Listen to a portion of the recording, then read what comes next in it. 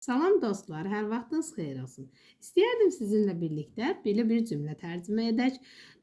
Dünən dostlarım parka getdi cümləsini. Bizim burada mübtədamız dostlarımdır. Dostlarım mənim sözü olmasa da mənsubiyyət şəkilçisi var deyə biz yazacağıq. Dostlar cəmdədir deyə my friends, mənim, yəni dostlarım. Getmək feili go'du keçmiş zamanda went'dən istifadə edəcəyik. Çünki cümlədə dünən sözü də var. My friends went. Mənim dostlarım getdi. Hara getdi? Parka getdi. Park müəyyən bir isimdir. To the park.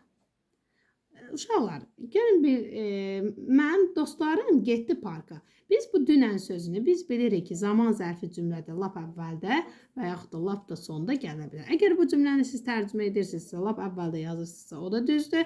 Lap sonda yazırsınızsa, o da düzdür. Yəni hər iki halda yesterday sözü, dünən sözü doğrudur. Bu qədər.